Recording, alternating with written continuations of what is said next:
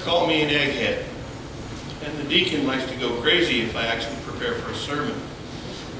So it's probably going to drive them both crazy to know that I've been preparing for this sermon for a month. The day His Grace put my name on the board, I went home and looked up the readings. And still, there are so many different things that I could talk about. One of the things that I love about this church is the fact we don't quote the great philosophers. No. We quote movies. Has anybody seen the movie 2012? I watched it last night as I just got off of work. It's a disaster film of several, and the thing that hit me when I watched this movie was how many different ones of these movies, how many different kinds of these movies deal with mankind saving themselves from a great calamity. You know, 2012 they built arks. The one with Bruce Willis and the asteroid. But the question to me still becomes all this preparation. You know, we prepare for things. I prepared for this sermon for over a month. How often has His Eminence worked on a Mustang for extended periods of time? That's what you might refer to as a labor of love. Something you care about, you're going to take the time to get it right.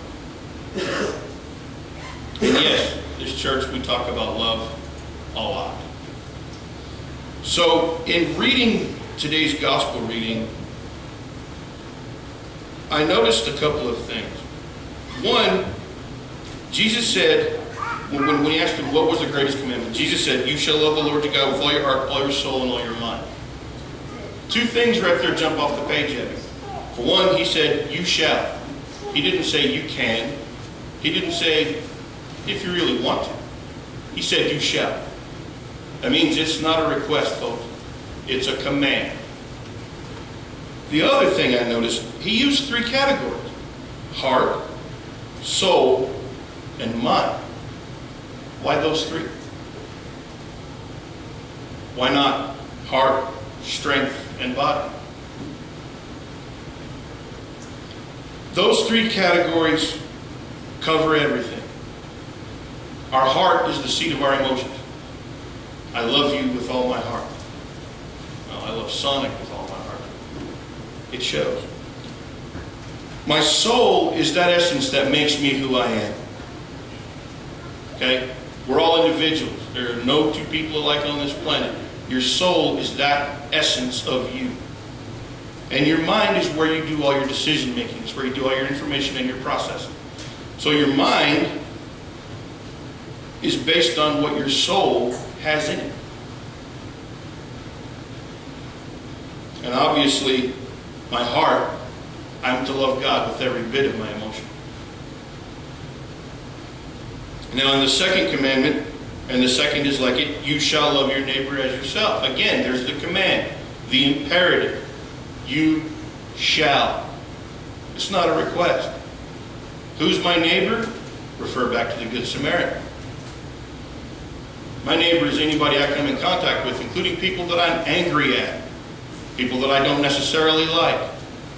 I run across them at work all the time.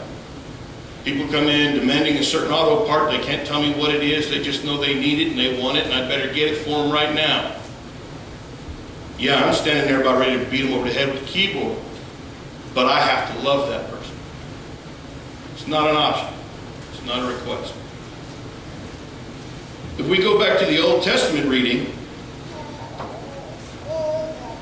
God's pretty serious about this. I mean, when He uses terms like, if you afflict them in any way and they cry at all to me, I will surely hear their cry, and my wrath will become hot, and I will kill you with the sword. I don't know. That seem vague to anybody else? I don't think so. It's pretty direct. I will kill you with the sword. There's no ambiguity there.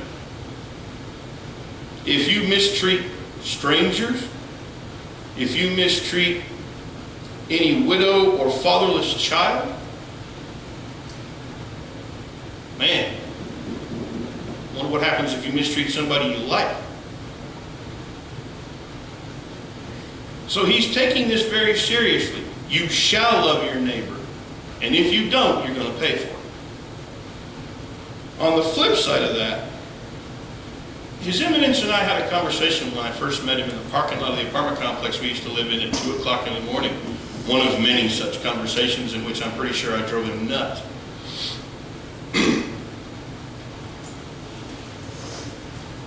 He asked me what love was. And me being I was still under the Protestant influence, you'll have to forgive me. Being the textbook person that I was, immediately started giving him the textbook answer and quoting 1 Corinthians 13. He stopped me and said, no. What is love? I couldn't honestly answer that. You know, to this day, I still can't. I mean, I could stand here all day long and tell you this is what love is. But you wouldn't understand. Much the same as I could describe what it's like to ride a Brahma bull, because I've done it. The feeling of 1.5 tons of bundled energy that is ready to blow out of the chute as soon as I nod my head, the trembling of its muscles, the only thing I can hear is its breathing and my breathing, my heart pounding, because I know what's coming is going to be interesting, just doesn't do it justice. I could describe that for you in all its detail, but you still wouldn't understand unless you've done it yourself. Several friends of mine that are still into rodeo, there's a saying they have, those who do it understand, those who don't never will. I could describe to you what love is.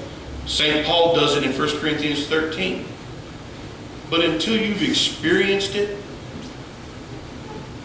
no amount of description in the world is going to give you the information that you need to know what love is. Yes, we know the Greeks had 4 different words for the word love. But to know what love is, you have to practice love in all its forms. Love isn't just a romantic thing. Love is charity. Love is kindness. In fact, the word charity is what's used in the original King James translation. It's kindness. It's manners. It's respect. It's love. So the question you have to ask yourself, am I obeying the Lord? Because Jesus tells us, if you love me, you will keep my commands. And you shall love the Lord your God. And you shall love your neighbor. Those are commands. Are you keeping his commands? I'm guilty of failing in that command every now and again. We all are. So the next time you have a run-in with somebody on the street, or a run-in with somebody at work, or a family member, an argument with a spouse or another loved one, remember that little 4-letter word.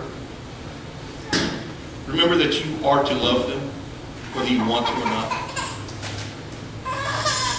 In the name of the Father, of the Son, and the Holy Spirit.